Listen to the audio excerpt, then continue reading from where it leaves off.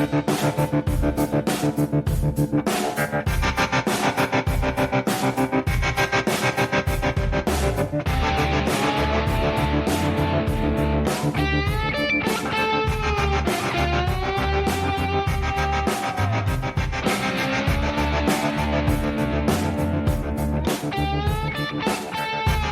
to episode number 59 of Unbuckling the Bible Belt podcast. I'm your host, Joe Kindick. I'm Sharon. And I am Adam Phuzen.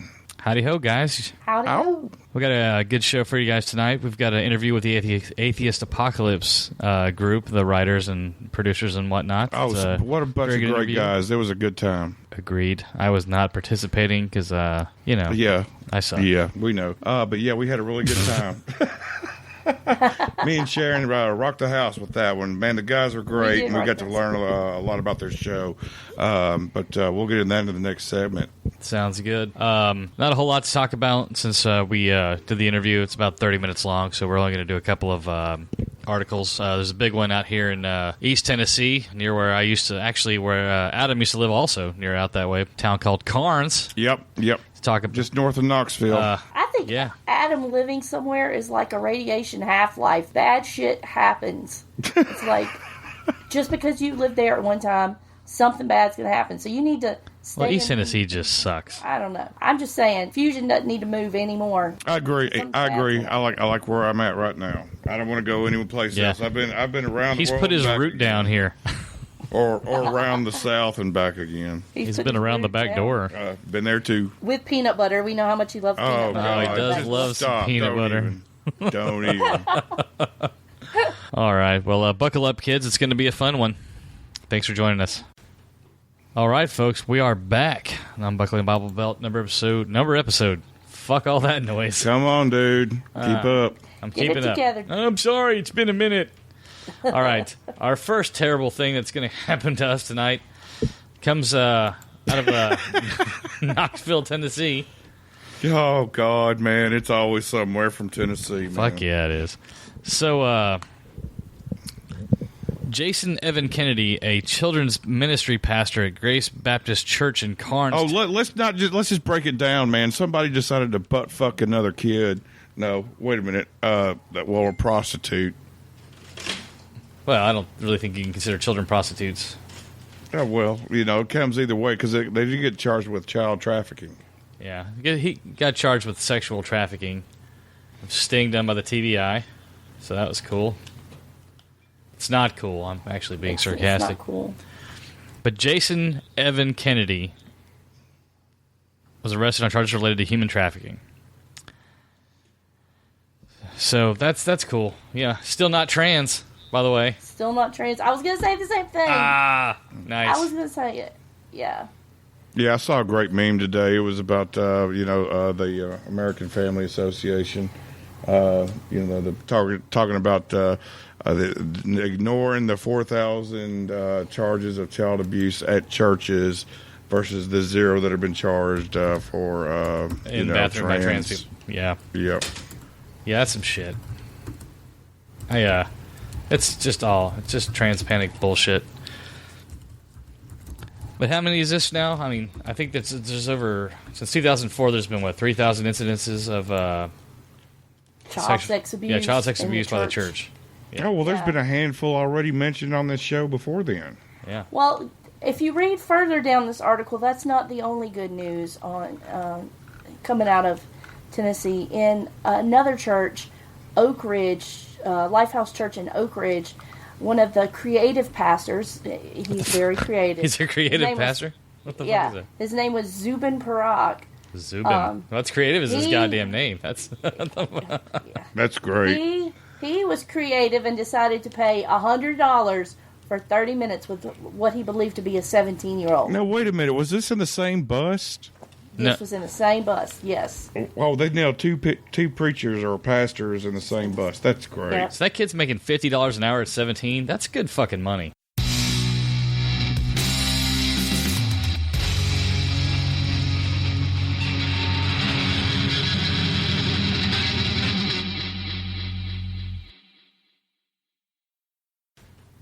All right, folks, we are back. Unbuckling Bible Belt number episode fuck all that noise. Come on, dude. Keep up. I'm Get keeping it up. together. I'm sorry, it's been a minute.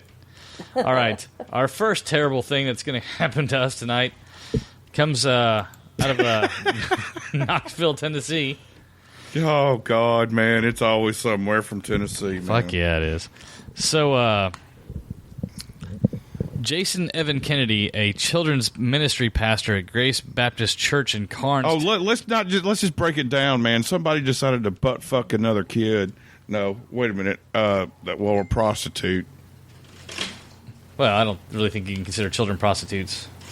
Oh, well, it comes either way because they do get charged with child trafficking. Yeah, he got charged with sexual trafficking, sting done by the TBI, so that was cool. It's not cool. I'm actually being sarcastic. It's not cool. But Jason Evan Kennedy was arrested on charges related to human trafficking. So that's cool. Yeah, still not trans, by the way. Still not trans. I was going to say the same thing. Ah, nice. I was going to say it. Yeah. Yeah, I saw a great meme today. It was about the American Family Association. Talking about ignoring the 4,000 charges of child abuse at churches versus the 0 that have been charged for in bathroom by trans people. Yeah. Yep. Yeah, that's some shit. It's just trans panic bullshit. But how many is this now? I mean, I think there's over, since 2004, there's been, 3,000 incidences of Child sex abuse. Yeah, child sex abuse by the church. Yeah. Oh, well, there's been a handful already mentioned on this show before then. Yeah. Well, if you read further down this article, that's not the only good news on coming out of Tennessee. In another church, Oak Ridge, Lifehouse Church in Oak Ridge, one of the creative pastors, he's very creative. He's a creative pastor? What the fuck is that? His name was Zubin Parak. Zubin. What's creative is his goddamn name. That's That's great. He was creative and decided to pay $100 for 30 minutes with what he believed to be a 17-year-old. No, wait a minute. Was this in the same bus? This was in the same bus, yes. Oh, they nailed two preachers or pastors in the same bus. That's great. Yep. So that kid's making $50 an hour at 17. That's good fucking money. I don't. No, he's making $200 an hour. Oh yeah, my math is all retarded right there. That sucks. Wait, what? That's $100. $200 an hour. Yeah, $100 for a half hour. Wow. Well, we know the kid's not making it, but theoretically, that is $200 an hour. Yeah, that's crazy. I don't understand it because I give this shit away for free, and I'm not having people line up to take it. Wow. It's just maybe it's just you, Sharon. Maybe it's just you. No, that's fucked up. I don't get it. Like, I've never been. I mean, maybe I just see it wrong, but I don't get the appeal to fuck children or to fuck. I mean, even teenage girls. I didn't like fucking teenage girls when I was a teenager. Me either. They're annoying. Oh, well, geez. as talk too much. As someone who once was a teenage girl, fucking as a teenage girl is quite unpleasant, especially the first time it happens. It's painful. It's not like it's an enjoyable thing like it is the older that you get. So it's not fun for the teenagers. I wonder if that's a religious thing. I mean, I'm not going to say it's always religious fault, but I mean, I know in Islam they like to fucking fuck 9-year-olds and shit, but you're always hearing about people with younger girls, I don't know what the deal is. I guess they've been stuck with an older chick for so long they just got to go fuck something younger and newer, the newest model or something. I don't understand that. I don't get that mindset. Yeah, I don't understand it either. I mean, it's just disgusting. I don't even like thinking about it. Yeah, it's pretty fucking terrible, man. I mean, what kind of a shithole fucking human being does that? It's a disgusting human being. I don't know, but it seems more often than not we find them happening with some type of a religious affiliation with it, in some shape, form, or matter. I hope they get beat the fuck down in prison. God Both damn. of these guys look like pedophiles. Oh yeah, dude, the Jason Evan Kennedy guy. I mean, I feel dirty just looking at that dude. His eyes are too far apart on his face. He looks like some kind of pedophile fish. The fuck? They are. He looks like a flounder. Oh my god, that was the greatest description I've ever seen in my life. That was amazing. Or heard, I should say. Wait, I'm wondering. Okay, so there's this bus happens.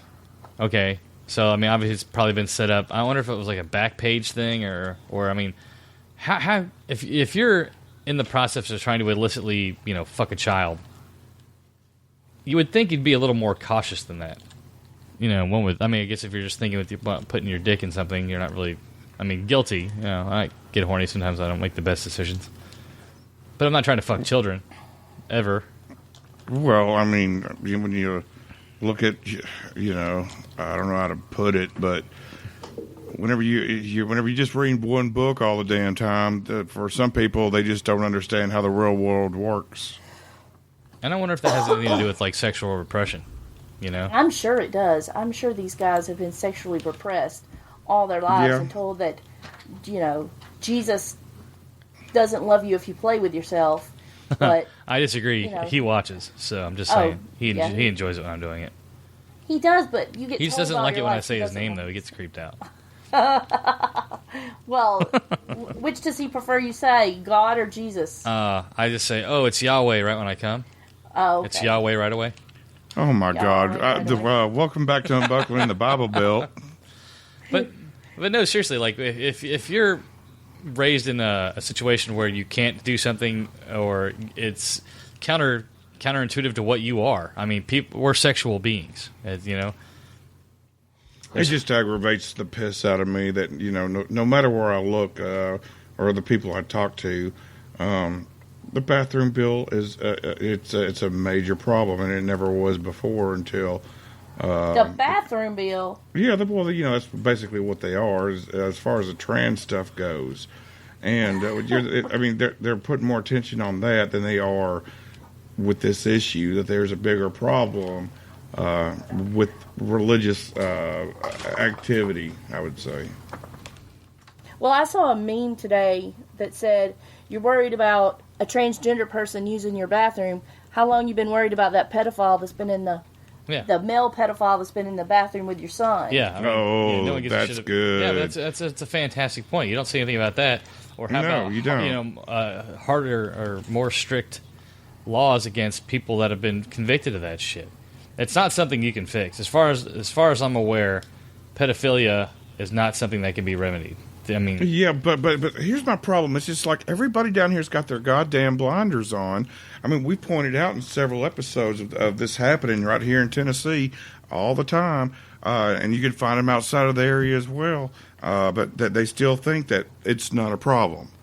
Guys, I know I'm about to say something that's probably you're gonna gag when I say, and I know it's gross, but evolutionarily speaking, having sex with someone who is much younger than you, who is closer to the age when they first get their period, is more advantageous to a species that is trying to procreate than waiting and having sex with somebody who's older. I mean, that does make sense. I mean, I'm sure we could find a study to back that up, but at one point, like you said earlier, Sharon, that it's not comfortable for a girl to have it, at that young age. It's not about comfort. Or comfortable, but do they really know to give consent? And I don't think they do. No. I think that's why we have these laws in place. I'm not saying it's right, and I'm not saying it should be that way. But I'm saying some people, I think, are genetically predispositioned to like younger children because it was at one point.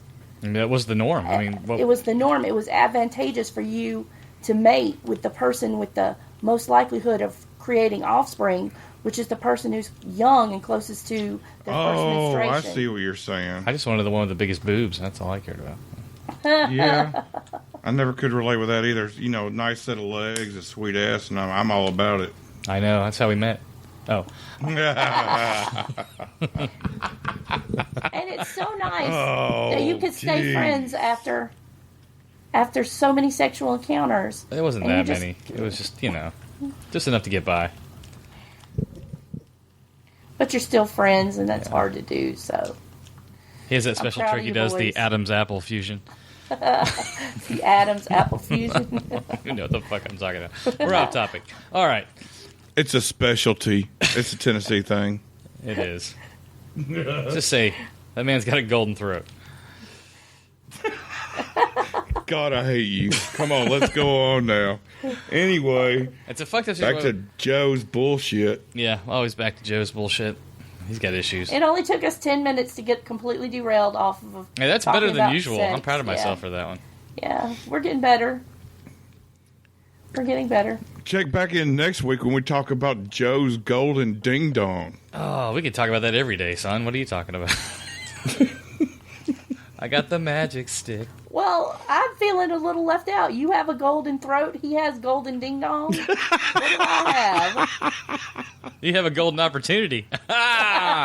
Oh. You see what I did there was...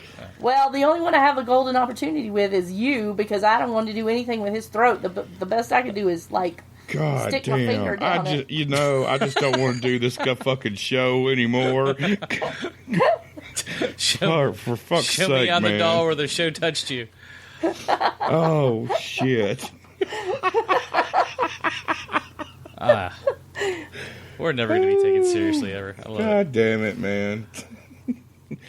Oh. All right, back to child sex Well, that we don't want to be having. We don't ever want that to happen. Oh. That isn't, you did bring up an interesting point there, though. Like, if maybe not evolutionary advantageous, but like if girls were having babies at 13 and 14 back in the day, then we finally, kind of rectified that. But like in Utah, have you watched MTV lately? No, I'm not. I have taste. I mean, it's a show now, teenage pregnancy show. 16 and pregnant or whatever. Yeah. My grandmother had my mother at 14 simply because of her socioeconomic status. Her parents couldn't afford to feed her anymore, so they married her off to the first person who would take her, who was my grandpa. This is literally their love story, and that was at 13, and she was pregnant at 14. Holy crap, that's crazy. I mean, I understand it, but that's the way it used to be, though. That's why we used to have 4,000 kids too, because we were an agrarian society, and everybody was working the farm, and more hands, there was less labor. More hands, more labor, kind of thing. Right. And my great-grandparents had a farm, but it got to one point right after the Depression that they couldn't afford to keep all the kids, so the best they could do was marry them off. Oh, see, if we'd have had eBay back then, we could have made some serious fucking cash. Jesus Christ, I really don't want to be a part of this show anymore. Just saying. Oh, God. Whew. That's just where my brain goes, man. I can't. I just hear Pauly Shore's 1980s voice in the back of my head. Inbreeders. No doubt. Well, at least there's a reason for me being the way that I am. Inbreeding, I guess. It wasn't inbreeding. It was just, No. There was inbreeding in my family. What, really? Yeah. Oh, dude. I mean, when it comes down to it, there's been inbreeding from a long time ago. Yeah. Now that we kind of know better. Okay, I know this is completely off topic, but I have to tell this story. I have to purge it from my soul. And I hope every pastor in East Tennessee is listening to this. No, it's about inbreeding. Yeah, that's exactly. That's why I wanted to tune in. When I was in high school, I dated my fourth cousin, whose last name was the same name as mine. And I got people picked on me so bad. And, I mean, he was my fourth cousin. I didn't even know we were related until my parents were like, yeah, that's your fourth cousin. We're twice removed. But because we had the last name, people picked on us and told me I was an inbreeder. I got a friend of mine who can beat that. Oh, really? Yeah, so he was from rural Kentucky. His father was a cattle farmer. Shocker. Everybody hold on. So he met this really nice girl. He still outkicked his coverage. She's gorgeous and awesome. But they had just gotten married, and they had to cut their honeymoon short to come back for a funeral for his uncle. And it turned out to also be her uncle. The families knew that they were second cousins, The families knew and didn't say anything to them. God. How fucked up is that? That's pretty. Yeah, because they didn't know. They were from different. They were from 2 different counties right next to each other, but they were second cousins, and the families knew, and they didn't. So they almost got divorced over it. I mean, because obviously, you don't want to be that guy. Ew. Wow. Yeah, that's crazy. So back to East Tennessee. No, I think. Well, anyway, Kentucky's just misspelled. It starts out with K-I-N. Oh, damn. Damn, son. Kate's not even here to defend herself. Oh, that's a good point. Oh, I didn't even think about that. You know what Kentucky people do on Halloween, right? Oh, what's that? Pumpkin. Oh. You see, that's a joke about sex with relatives. Nah, that's pretty good. It's pretty good. Yeah, we're way off topic here. Oh, you think? Yeah, this is stream of consciousness recording tonight. Yeah, this is stream of unconsciousness recording. Dun, dun, dun. I think this is, I think a lot of this has to come from people just being repressed. I mean, I'm sure, wanting to fuck a child is not because of that, but just the fact there's a sex trafficking thing going on and all these people got popped. I mean, that's terrible. Yeah. Yeah, well. It's not terrible that they got popped. It's terrible that there were that many to be popped. Well, it's pretty terrible they got popped. I mean, that's basically sexual slavery. I am not cool with that. I'm all for people fucking their brains out all day long with whomever they please, as long as they're consenting adults. But trafficking, that's not consenting adults. No, it's not. It's kind of the point of the whole thing. And to see, even though this whole bust to religious members, leaders of religious facilities to get busted in this, it's disturbing, and yet everybody is still worried about who uses what bathroom. Well, they have the moral high ground because they've got Jesus. I mean, obviously. Yeah, Well, I know. I have a kind of sidebar question that I want you guys' opinions on. Oh, here we go. Well, we're experts, Topic so that's again. good. Let's have it. It's on topic. Do you think that if they allow prostitution to be legal, we would have this problem of Not at all. human trafficking? No, not at all. I think we'd probably still have it because people are shit. Because there'd be a lot of underage trafficking.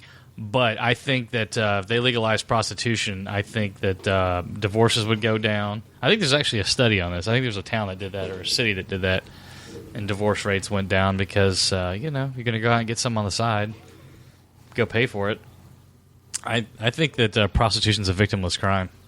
Assuming that I'll quantify that. Assuming that the women have their own setup. I mean, they're not being pimped out or anything. Right. And whenever I say make prostitution legal, I mean each woman is her own LLC, and she has her own, personal doctor she can visit on a weekly basis and make sure she's clean for her safety and the safety of her clients. Yeah, I'm 100% for it. I think that's a great idea. I mean, really, that's owning your own business. That's the American fucking dream right there. And so is fucking other people, which is also the American dream. So I just think if we could go in, quote unquote, through the back door and I'm still fine. I gotta with that. and legalize prostitution, we could cut out a lot of this sex trafficking, human sex trafficking that's being done. But our country is so damn tight in the asshole, they would never do anything like that. So this is the problem. This is the fallout we're going to have to deal with from that. A lot of it too is the. I'm sorry, Adam. Go ahead. Oh, I mean, you're talking about a state, and pretty much several states that are surrounding us that think that marijuana is a problem, and you want to talk about selling pussy, and they got a problem selling a plant. Well, I think a lot of it's the fact that sexuality is such a maligned thing. I mean, women having any sexual identity at all is completely frowned upon by the church. It scares the shit out of men. I mean, not all of us. It does. Some of us embrace it wholeheartedly. But especially in religion, women are nothing. And you having any sexual appetite at all, I mean, people are burned as witches for that shit. I mean, that's crazy. Well, you are considered nothing unless you are a virgin, but it pretty much after your virginity's been taken, livestock is more important to you. Not in this household. I'm the exact Not in this opposite. household. Yeah, I'm the exact opposite. If I'm going to blow myself up, it better be for 72 well-seasoned ladies. I ain't got time to train them motherfuckers. We have the perfect storm here. You have a daughter on the way, and I know she's not at an age where you have to think about this now. Well, since she's not alive yet, technically. But let's. Nope. I have thought about it. I mean, I thought about it like this: if she's got anything like my sex drive, which my mother's side of the family is where I've gotten it from, and they're all extremely sexually active, and I've thought about it like this: as long as it's on her terms, I can't stop her. I'm not gonna try and stop her, because the second you put the kibosh down on any fucking kid, they're gonna rebel. And as long as it's on her terms, I'm all for it. I want her to be safe, and I want her to know what consent means and what no means. And the second that fucking kid who's having sex with her doesn't know what fucking no means, I'm going to kill his goddamn family. Because fuck that shit. That's their fucking fault. They can't teach their kid how to not... I know where you're coming from. Fuck that shit. But yeah, I mean, I guess kids are going to have sex. Right. I mean, that's what we do. We're human beings. We have sex. Everything that... I have a 14-year-old, a 15-year-old, and a 21-year-old. And I have everything in this house that they would ever need for sex. Condoms, birth control... live chicken. Anything that they need to be safe, including a live chicken, they have here. And they don't even have to ask. They just know it's in the bathroom. If they need it, they go get it. If I find out they're not using it, then they're going to be in trouble. Right. That's all you can really do. Because the second... I mean, I can't tell you how many, super Christian... Well, I mean, I live in the South, so they're all Christian. Well, yeah, I know where you're going, man, because you will sit down and make sure that with your wife, you'll sit down and you'll talk with your daughter about go ahead and put her on birth control, that kind of thing, and explaining safe sex and consent and that kind of thing, and try to lead a role model life as far as who you can be, as far as the best man you can be, that, she'll look for that and, whoever it is she wants to be with.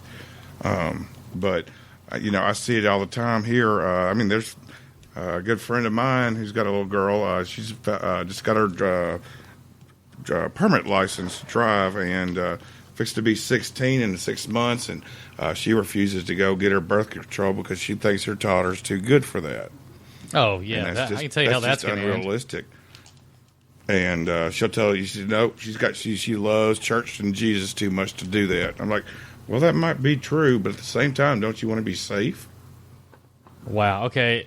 I've only slept with one atheist in my entire life. Just one, as far as I know of. Guess what the rest of them were? Christians. Oh, yeah. Yep. But I just see it everywhere. It's just like they just got... The people around here just have their blinders on towards reality. I mean, it's more about, the Jesus and God than what's even more important to safeguard people and their children. Well, we know that abstinence-only education does not work. Oh, but they think it does. Well, they think all kinds of shit. They think snakes talk and all that stuff. But the data is in, and abstinence-only doesn't work. And if you're stupid enough not to believe the data, then I don't want to talk to you anyway. Well, 57% of people don't believe evolution's real. So there are plenty of people not smart enough to believe the data or choose to ignore the data. Yeah, exactly. That's probably a better thing. It's not about stupidity. The same people that I talk to still don't believe or haven't put any thought into evolution. They just it's just a theory. That's the first thing out of their mouth down here. It's just a theory, and that's all it is to them. So is gravity, motherfucker. Yeah. So, but yeah, they just got the blinders on, and they just don't want to see the truth in things, and it sucks, but we do, and I'm glad we can talk about it anyway. Well, not to make this all about me like I always do, but no, I was thinking about sharing what you were saying about me and my daughter coming into the world and all that stuff, and I'm gonna it's gonna be shitty, but I'm gonna have to tell her, you can be as sexually active as you want, but you're gonna be judged down here, and that sucks to fucking have to say that. But you're gonna have to teach her 2 words that I've taught my kids that I hope they burned into their hearts, and that is fuck them. They don't like it, fuck them. Well, that's true, yeah. And I try to live that example for my kids every day. I try to show them ways in which they can use those two words, fuck them. And yeah. Like, you see that group of dudes over there? Fuck them. Wait. Yeah. Is that what you're talking about? That is one way you could use it. I mean, that's one of the reasons I packed up and left Middle Tennessee in the first place. I was just tired of all the social bullshit, and being judged. I wanted to take off and go explore and move somewhere where I didn't know any damn body. And I got to be who I could be. And if you're, I know there's a lot of people even that are graduating this week and next week. If you happen to be listening to this, make sure and find you a job somewhere, 500 miles away outside of where you live. Get to the coastline or up north, and go explore life. I have to. I'm sorry, I didn't interrupt. Go ahead. And you got to live your life the way you want to, and you really got to get away from everything you've grown up around to go see how life is outside of what you know. And once you get out there, you're going to start taking the journey of understanding a lot of other types of cultures and territories, and just an exploration of yourself. Well, I have to.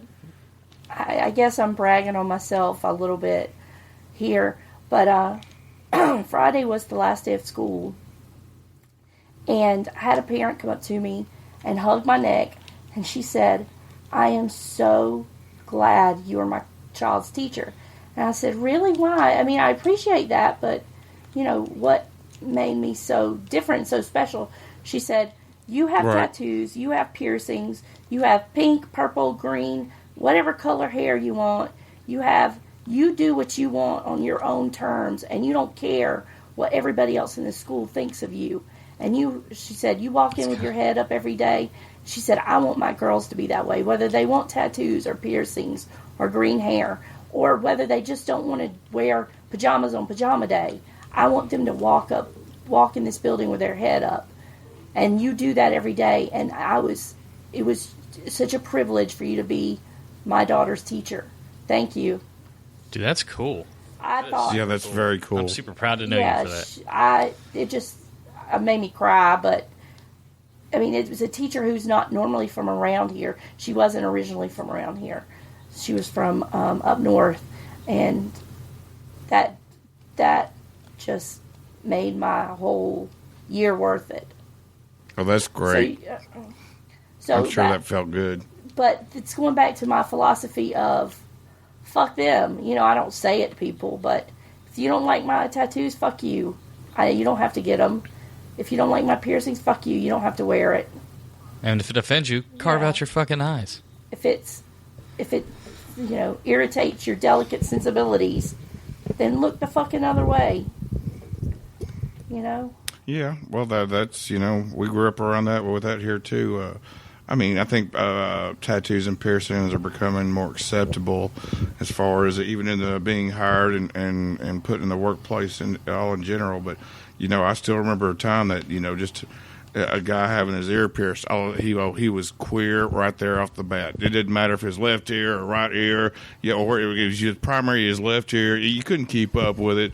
Either way, they were gay. But times have changed as far as that goes. I still won't hire someone with a neck tattoo. That's my one prejudice. If you can't make a decision smart enough not to get your neck tattooed. I say that. Yeah. Of course, I love Dan Arnold to death, and he's got a neck tattoo from a Morrissey song. But one of my best friends has his neck tattooed also. But I still, that's my prejudice. It's like, of all the things that I'm prejudiced against, neck tattoos are like my thing. I know it sounds ridiculous, but I'm just like, I hate that. Oh, I hate tattoos on a woman's tits, man. I think it's the grossest thing ever. I mean, it is. I mean, you just messed up the best thing about you right there. Bam. Well, that's pretty shitty. That's the best thing about you. No, it's not your mind or your personality. You just ruined your tits, which are the best thing about you. That's fucking terrible. That's a terrible thing to say. I'm a terrible person. I don't care. Oh, but I'm the fucked up one. I don't mind tattoos. I just, for some reason, that's just like I obviously have a tattoo, but I just think that's a weird. I don't know. I just think in a business situation, that's just kind of frowned upon. I guess I don't know. Oh, it is. It is. You won't find any major managers that have sleeves or anything like that. Well, you should. That's the. I'm not saying that I think it's a good thing I have that prejudice. I just have it. You know, like there was I for some fucking crazy reason I craved Taco Bell the other day, and I don't crave Taco Bell. Turns out my wife had eaten it that day too. It was a weird shared craving thing. But the chick there on the counter, she had a fucking Pokemon tattoo on her neck, and I wanted to fucking strangle her. It was this big stupid. I don't even know what the fuck it was. I don't know dick about Pokemon. I know it was a Pokemon of some kind. I think my nephew told me it was like a Squirtle or something. She had a little Squirtle on her neck. It's probably SpongeBob. No, I know what SpongeBob looks like. That's a good show. But it was a Pokemon of some kind. Looked kind of like a turtle, like a big... This big blue stupid Pokemon tattoo on her neck. My first thought is, well, you're never going to get a real job. And that was my first thought right there. I know that's shitty and elitist as fuck to say that. But God, But it's true, man. It's not necessarily true, but that's exactly what I thought. And I'm like, God damn, you're a judgy cunt. Well, I mean, he might get a good job, but he's going to have to get through a lot of crap to find the right boss that doesn't mind that, you know? I don't think I'd hire anyone to get a fucking Pokemon. I mean, I'm a Star Wars nerd till the day I fucking die, but if you had Boba Fett, and I love Boba Fett. Boba Fett is my man. If you had a Boba Fett tattoo on your neck, I probably still wouldn't hire you. Although I'd probably say, hey, where'd you get that done? If it looks good. Well, most of my tattoos are the ones that are inappropriate for young children to see are hidden, and the ones that are appropriate are the ones that I'll wear a knee-length skirt and you can see the ones on my calves. Now, which ones? What do you have that's inappropriate? Remember that girl? She only has on a torn top. You remember that, right?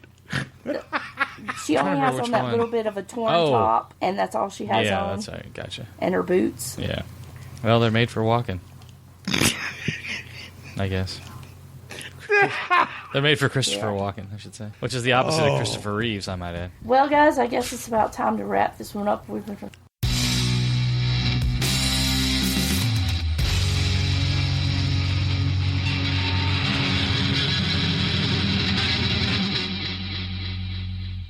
Welcome to episode 59 of the Unbuckling the Bible podcast.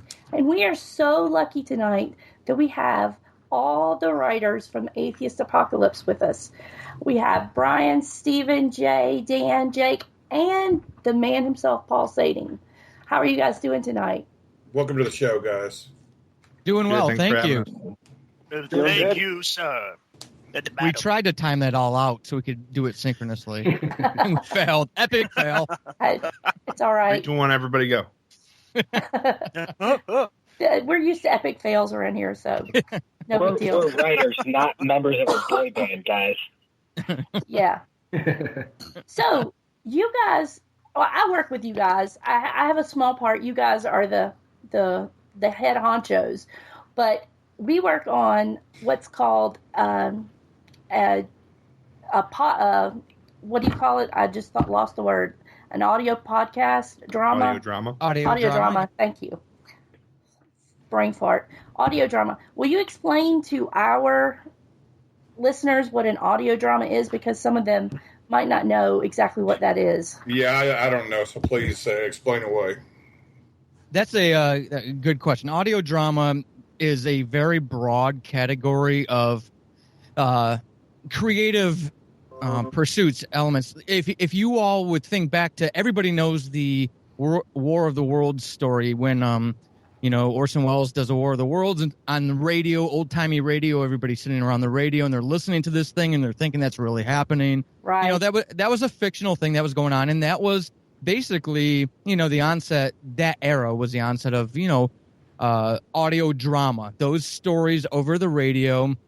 And fortunately, recently, with the, advent of internet technology and the digital realm and how easy and accessible podcasting has become to everybody, it's changed a lot. No longer do we rely on the BBC and the NBC to have their national radio broadcasting systems and hire these professionals to do all this fictional storytelling. Any Joe Blow can go ahead and start an audio drama, do a fictional story, And that's basically what it is, if you think about those old-timey stories, all the way up to what's happening now with internet radio and satellite radio, is storytelling over the internet. So a podcast that tells a story. And it's a really neat thing because it spans just about any genre, just about any interest anyone would have. And that's pretty neat. What do you think the internet and this technological age that we live in has brought to audio dramas that's different than what we had back during the time of Orson Welles? And that's for anybody to answer. I'd really like Brian to answer that one because Brian is doing some awesome work in the production part of all of this. So I think he would have a great answer for that. So, with technology and just the cost of stuff now, whereas before it was big radio companies, you needed crazy recording equipment. Now you can have a laptop, doesn't even need to be a good one. Get yourself some kind of mic. There's free, audio editing software. There's higher end stuff, which you can get for not even that expensive. So right. $100, $10-20 a month if you want some of the bigger stuff. The really pro grade stuff, which is way more than I would ever need, that's when it gets costly, like a couple $100 for program stuff. But I think it's going crazy now because really anybody can record it, anybody can produce it. You gotta just kind of dig in and learn. That's what I did. I started with Audacity, not knowing anything about sound, and now you're the big guy. How many shows? I don't know. Yeah. So that's pretty neat. So what exactly do you think the direction is going to be in the future for audio dramas and audio podcasts? Do you think that this is going to be something that people are going to continue listening to? Because, to me, I love audio dramas and I love podcasting, but with the advent of everything that's so visual and so it bombards you with so many visual things, do you think that the audio medium is going to be one that is sustainable?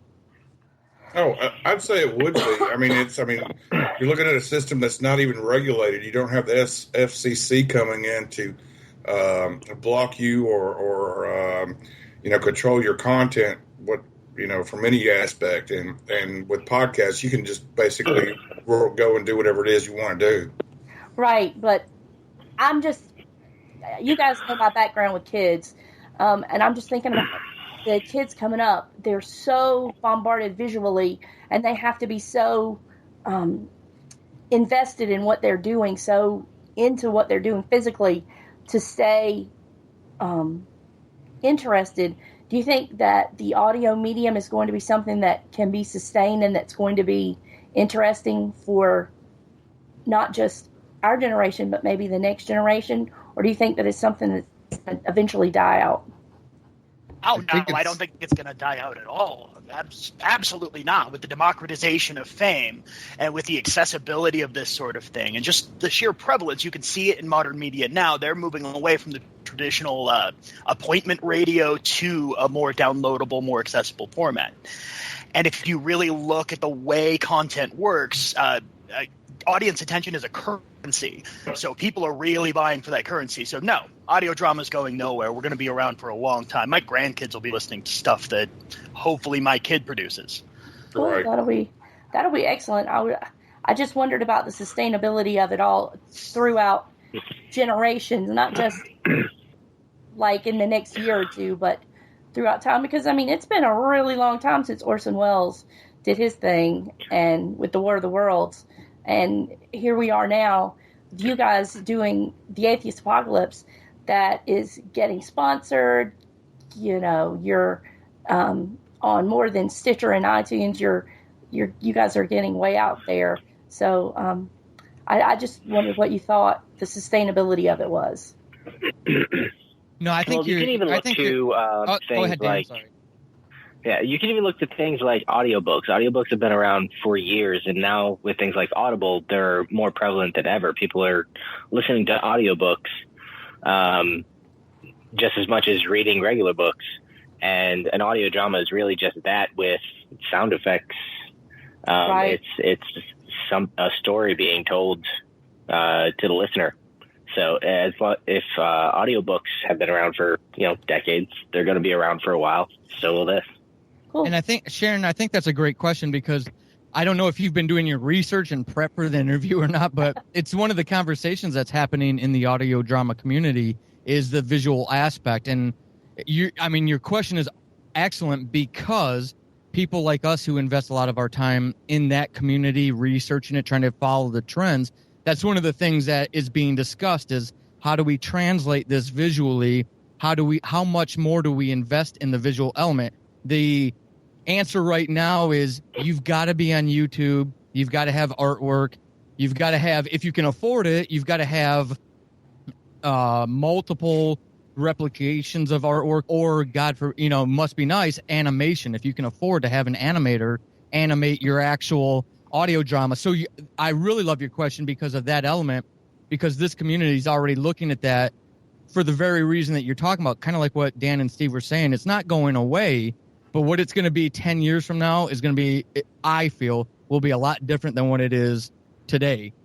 It's kind of an exciting time to be in audio drama right at the early outset, where it's really starting to catch a lot of momentum. Right. Yeah, I used to be an ex-road runner, which basically consists of spending most of my time out on the road. And I thought it meant hanging out with Wile E. Coyote. Oh, yeah, that too, and lot lizards, that kind of thing. I'm teasing, but I would get going down the road, and I'd load in the audiobooks. In fact, I got most of my Harry Potter information from them. Let's see, and several other book series as well. And today, I used to have about an hour commute into work, and I'd throw in, several podcast shows from Cogdis to your show and roll on with it, because I don't want to sit around listening to a bunch of the rednecks that are around here anyway that have nothing else better to do than say what they have to say. Yeah. So what I would like for you guys to delve a little bit into what the Atheist Apocalypse is all about, what the storyline is. I know you don't want to give too much away because you want people to tune in and listen, but if you guys could tease it a little bit for me so that we maybe grab some listeners that haven't watched or listened before. Sharon is just into being teased. I'm sorry, guys, but let her have it. Listen, my husband's been gone for 9 weeks now. I haven't been teased in so long, it ain't even funny. Yeah, let her have it, guys. Well, in a world where Paul is obsessed with Taco Bell. Hating on the Taco Bell. One of the neat things of the fictional element of this is you get to leave a legacy. And regardless of whatever happens to Atheist Apocalypse, if it disappears in a couple years, or if it, if it revolutionizes audio drama, the one thing is, and we all know this because we're all podcasters, this shit goes down in perpetuity. It's never going to disappear. The Taco Bell thing is all for my daughter. Anybody who's got a kid who's just fixated with fast food knows how irritating your kids can be about it. And anytime we give her an option to pick something, she picks goddamn Taco Bell. So I figured this shit is going to go into every script it possibly can. I didn't realize it would tweak Brian like it does, but the joy is that Steven's kind of jumped on the bandwagon, and he's just, we're like the little brothers to Brian. We're just like poking him in the ribs with all our Taco Bell references. It's a beautiful thing. It is beautiful. But for your listeners, for Atheist Apocalypse, what it is it's a fictional comedy. It's a goofy comedy. It's stupid humor comedy, but it's very layered. So I feel it could appeal to a lot of people. If you just need the stupid humor to get a lighthearted laugh to get through your shitty day at work, great. If you are more of an intellectual or that stuff stimulates you, there are listeners who have told us they need to listen to episodes 6 times to try to, and each time they find something new they didn't catch. I have to read each episode 6 times to make sure I get it. Yeah, me too. You should, don't let Dan start talking about what I do. I torture Dan on purpose because he can pull it off. Yeah, it is horrible. But he can pull it off. It is absolutely horrible. He will make it. He'll make a 1-sentence, 13-line paragraph for me to get through. Oh, No prep. Just no prep. We don't have an explicit tag. Otherwise, man, the bloopers I would put at the end of everybody swearing at Paul. I think that should be like a Patreon. It should. Yeah, you're right. You're actually onto something there. We need to the explicit version for all the Patreon donors. I know your show, and I have an idea who your listeners are. What might appeal to them is it is a comedy, it is fictional, but there's a lot of real world stuff that inspires those storylines, and all the writers are in on that. Everybody that's here today writes and edits and creates the vision for Atheist Apocalypse. All of those things that you hear, they may be silly on the surface, but they're inspired by important things that happen in the real world. So for your listeners who are even, who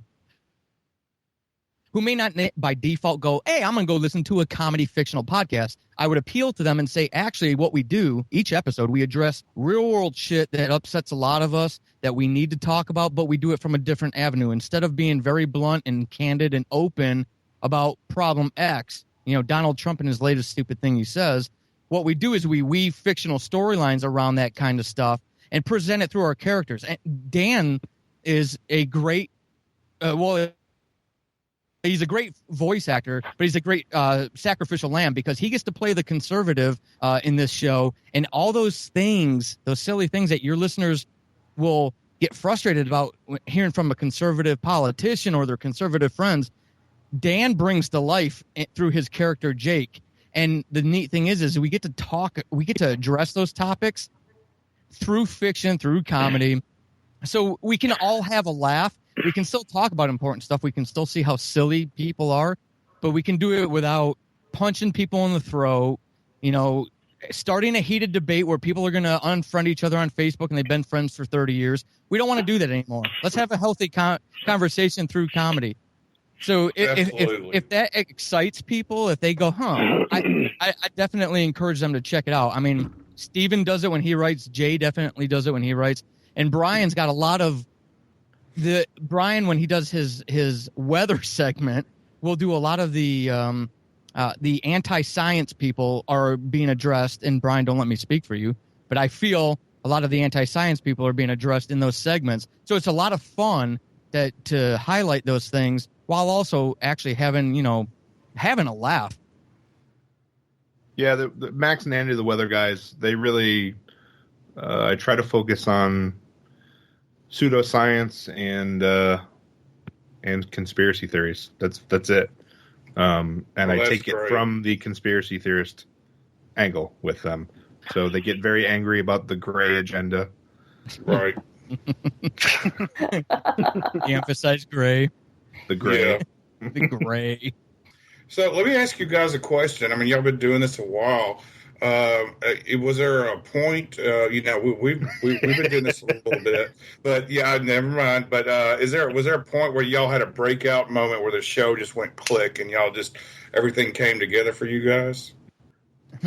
Truthfully, that's happening a lot now in this third season. Yeah, right. Yeah. I agree. It's really coming together. Like the first season was, trying to find what the show was trying to be, and then find the characters.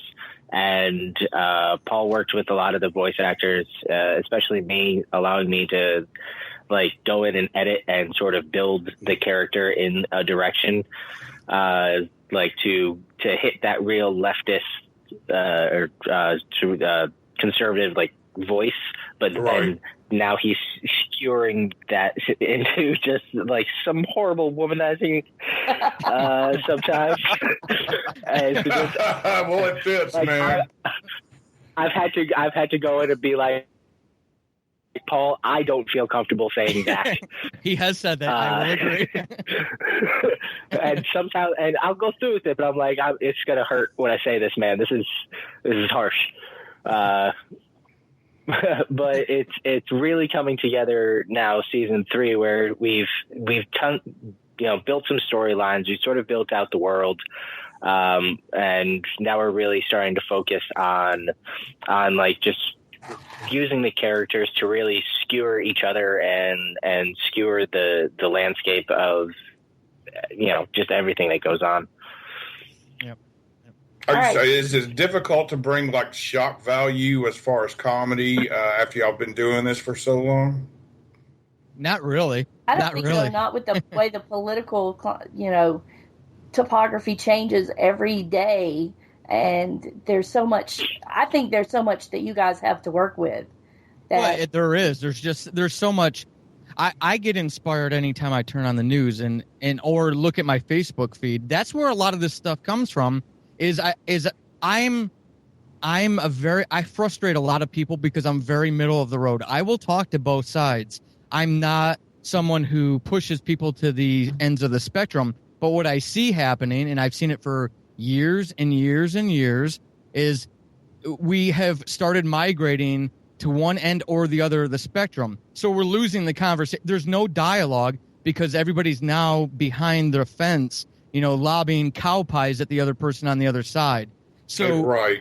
So like what you're asking there is, if I had the motivation, I could write 100 seasons of this because I don't see us actually migrating back towards the middle. I just see this continuing, unfortunately. If I project out a few years, I don't worry about running out of inspiration because there's some days when I'm coming up with an idea for a storyline that the reality is more ridiculous than the fictional storyline I'm coming up with. That's true. I find myself going through that every day. I kind of take a break from the news on Thursday and Fridays, Saturdays too. But, I get back in and we start recording and I look at these news stories and I'm like, oh my God, are you serious? I look at a Huffington Post and wondering if I got to double check to make sure I'm not looking at the Onion. That is true. Right. Mm-hmm. All right, guys, last question, because I know you guys your time is valuable and I don't want to keep you very much longer. But Brian, Stephen, Jay, and Dan, this is your chance to voice your opinion on what a taskmaster Paul can be. So, awesome! Oh no, this is your chance. Let him have it. No, I'm just kidding. Dan, this is good. This should be good. I know you're boiling over, man. All right, let me go first because I'm probably going to be the least mean. Paul actually lets me pretty much go with whatever I need to. I mean, I go through. I do a lot more editing than I do writing for this, and I write for other stuff. But for this, I mostly go through and try to make sure that the point that they're getting across, that he wants to get across, is really getting across in what we're saying. And sometimes where I find things are weird, I'll just say, Paul, Paul, can you explain in non-Paul speak what it is you were trying to say here? Because I know Paul understands that, but no one besides Paul understands that. And that's really about as bad as it gets for me. Other than that, he pretty much allows me to go through and we do all the editing with suggestions, and he keeps a lot of the suggestions. Some things, if it goes off point, he explains why, but for the most part, he's like, that was great, fix that, and you're a grammar Nazi and I hate you. All right, somebody else step up. I want some real, gossip here. Some real. Come on, Jay, give us something gossipy. I don't have anything bad to say. He's getting paid. He's getting paid. My character is just so stupid that my writing's easy because I don't have to really pay attention to the storyline all that much. I pick out one or two lines and I'm like, done.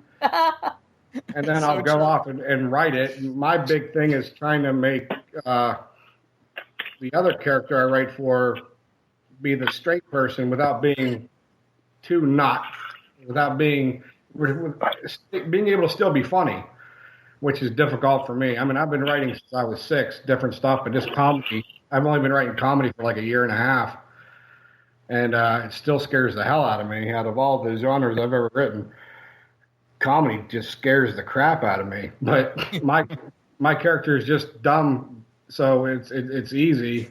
The only thing I got to say about Paul is, one, for him, I wouldn't be a character talking on the thing. He's the one that pushed me into the voice acting part, which is something in the beginning I did not want to do. I enjoy it now, but that's definitely something I didn't want to do, and I hated him for it for the longest time. Oh man! Yeah, but I love your character, man. He also hated for it too. But yeah, I mean, I as far as that goes, yeah, he'll give me some suggestions here and there, and then he'll add stuff to the script that I send in, which I have no problem with that about it. Anybody who thinks there's stuff set in stone is gonna be a pissed off writer. Yeah, but I have nothing as far as the writing part goes. It's fairly simple. Yeah. Well, good. Steven, come on, man. Anything? Yeah. I was just letting everybody get their piece out because I feel like I'm going to take a lot of time. Look, we're saving me for last. Yeah, we are. That's creepy. That's creepy, Brian. That's I got to say, I don't have. That's sure, whatever word that was. I got to say, I actually do appreciate Paul's work. Why he gave those 15-minute breaks during the 8-hour daily beatings in the writer's gulag that we all work in. I feel the kindness radiating from the crop that he's not hitting me with. And when he overfills my feeding tube full of gruel that he gets from the back of the KFC, I can feel it. He warmed it just a little bit more to make sure I was extra inspired that day through the apparatus that he's replaced my mouth with that I now use to digest food. Oh, that was perfect. That was so kind, and Paul just sounds like the best guy to work for now. Well, that's because you haven't let Brian to speak yet. I follow that. Yeah, you got to follow that, buddy. Yeah, follow it. Paul, frankly, doesn't know what he's doing with the show. Everybody hates the way he organizes everything. That's right. No, Paul's been great to work with. I mean, so much so that he and I are working on other projects together. Started up a network. I don't know. He's really clear with deadlines and everything. He's really not much of a taskmaster. I know. We do all fuck with him. We wait until the last day for scripts to be due to actually turn them in. Fucking kills me. Yeah, we do. And I leave out Period. all punctuations. I am E.E. fucking Cummings. Just to drive Paul nuts. It's a good time. They're evil bastards. They really are. But they're for a group of people who are trying. We're really trying to. This is just the start of the bigger plans for all of this. For me personally, and when meeting people like this and everybody else that's on the team. We have a private chat that we do, and we've called it our family before because it's really becoming that. We do a lot of things. We say a lot of things there that we would never say in public, and we share a lot of stuff that we wouldn't share in public either. And it's a beautiful thing to watch that happen. I am really enjoying, and Dan really captured it. I know there's growing pains with every project. This is no different. I'm really excited what we're going to do in season 3. We've got some new. I can't act because Sharon, you asked earlier when we started feeling our groove. We didn't start feeling our groove until the 5th or 6th episode of the first season, and unfortunately, at that time, we had already lost a number of potential listeners from the first episode to that 5th one, and it's because of the areas where we needed to improve. One being getting me off of a microphone. I love writing.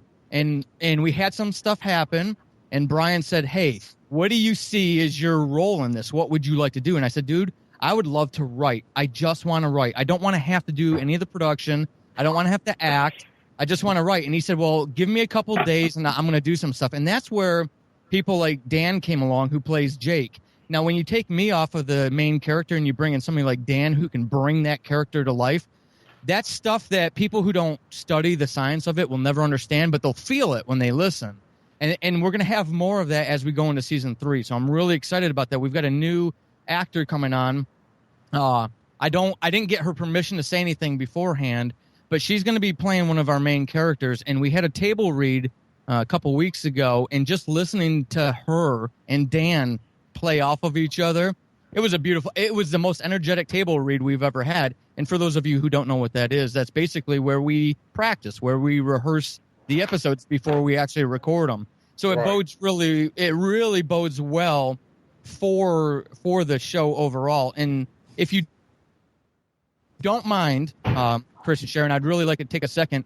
This isn't about me, but I really want to make sure that people know what else is going on. Dan is working on some stuff on the side, like he said. So if you are intrigued, I ask that people give us a chance into season 3, which will come out in August.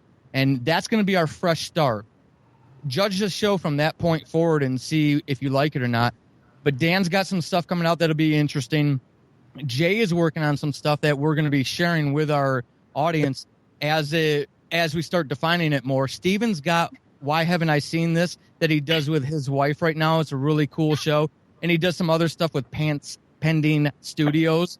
He's a funny guy. He's weird. He's eclectic, but go definitely enjoy him. And then last but not least, in case anybody hasn't heard, if you're a science fiction fan, if you're a sci-fi fan, Brian has, and like he said earlier, he's an ass behind the scenes, but but in public he's really humble, and don't let it fool you. But the dude did not produce a lick going into episode 3 of this show. So from episode 3, that's a rookie learning the science of this, all the way up to where we are now. That's him self-teaching himself. And it's been absolutely amazing. It's really added that element that audio drama needs. Episode 8 in season 2 is a good example where he's created this horror soundscape, if you will. The neat thing is he's taken that passion into doing his own stuff as well. Him and I have partnered to launch Fate Crafters Studios. It's going to be an audio drama network. We're strictly doing audio dramas. And the newest show in that network is called You Are Here. It's at youarehere.libsyn.com. And it's a science fiction show. So those of you who like science fiction, definitely check it out. Those of you who, maybe not, definitely still check it out. Because there's only, Brian, correct me if I'm wrong, there's 2 bits out there now that the public can hear. And when you hear those, you're gonna be amazed by what he's what it communicates without the visual. Absolute. For people who think they need to see something to get it, I challenge you to go listen to that, because I know what this dude can do, and I'm amazed by what it sounds like. So I know they won't pimp themselves, but I'm going to absolutely pimp themselves, and I thank you guys for giving us the time to do that. Oh, you are so welcome. Thank you guys for coming on. Thank you for giving us your valuable time, because I know how busy and hard you guys work. So thank you. Yeah, we appreciate it. Thank you. I really appreciate you guys. All right. Again, viewers, that's atheistapocalypse.com. When does season 3 break out? Season 3 is going to break out. You can hear me fervently flipping my calendar in the background on August 15th. Episode 1 of season 3 is going to come out on August 15th. It'll run through December. So I really, really encourage you all, even if you kind of like it, but there's some areas where you go. We've had this feedback before, and Dan was trying to be very diplomatic, and I appreciate that. Starting in season 3, I think you're going to really enjoy what the show's become. Yeah, we look forward to that. Yeah, I'm excited about where it's going. So I'm going to be excited to get Sharon to do some writing one of these days. We'll see. Well, summer starts Wednesday. All right. Seriously, summer starts We'll Wednesday. get some more Angelique in there. Yay! Right. Yeah, Sharon, you didn't even talk about yourself in there. I think your listeners, I know you're trying to be careful, and I love you for being very cautious about that. But your listeners who love you as the personality you are here. I would be interested to know what they think about you on Atheist Apocalypse. I would too. I try not to talk about it too much because I don't want to say the wrong thing. But right. Yeah. But yeah, come on over and give me a listen. I try not to be too Southern, but I don't know how that works. Well, guys, thank you for coming on. Yeah. We greatly appreciate each and every one of your time. All right, Thank you very much. Thanks, guys. Y'all have a good night. Thank you. Take care. Bye-bye. Bye. Bye. That'll do it for this week's episode. We've gone through lots of changes, and we want to make sure that you're up to date with us. Check us out at our new and improved webpage, www.unbucklingthebiblebelt.com. Follow us on Twitter using the handles UTBBP, Sharon Bush UTBB, Bluegrass Skep, Joe Kindick, and Adam Phuzen, spelled Phuzen. If you'd like to contact us through email, you can do that at utbbbpodcast@gmail.com. If you really like us and you want to give us money, you can do that at PayPal using our email address or at Patreon using the web address www.patreon.com/UTBB. And if you'd like to support us but you find your pockets aren't quite as deep as you'd like them to be, you can just leave us a 5-star rating on iTunes or Stitcher. Now, let's bow our head for the atheist prayer. O nobody's Father who art nowhere, I know that you can't hear me. Completely ignore this prayer. Nothing art thou, and nothing will thy ever be. Jesus was just a man. A man.